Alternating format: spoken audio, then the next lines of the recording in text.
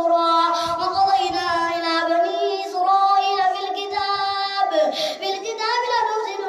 في الأرض مرتين ولتعلن علوا كبيرا فإذا جاء وعد أولاهما بعثنا عليكم عبادا لنا أولي بأس شديد فجاسوا خلال الديار وكان وعدا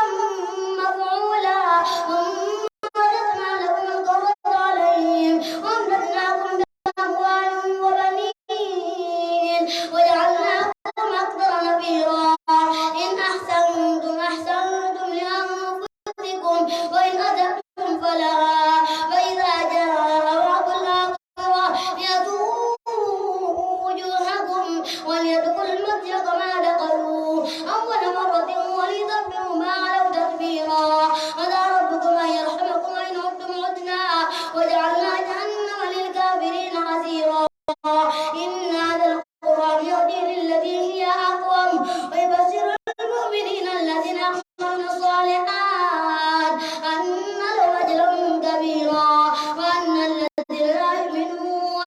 بالآخرة أعتدنا لهم عذابا أليما ويدعو الإنسان بالشر دعاءه بالخير وكان الإنسان عجولا وجعلنا الليل والنهار آيتين فمحونا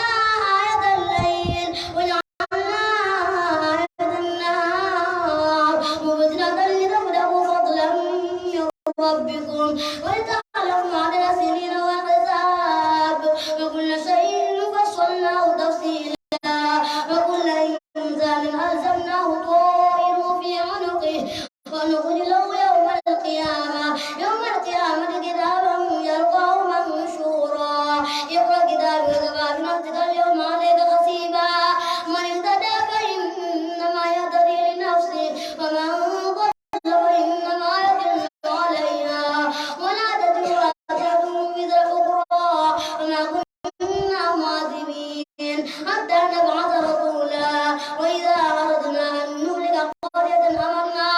مترفيها ففسقوا فيها فحق عليها القول فدمرنا تدميرا وكم أهلكنا من القرون من بعد نوح وكفى بربك بذنوب عباده خبيرا بصيرا من كان يريد العاجلة عجلنا له فيها ما نشاء لمن نريد ثم جعلنا له جهنم يصلاها مذموما مدحورا ومن أراد الآخرة وجعل سعيها وهو مؤمن فأولئك كان سعيهم مشكورا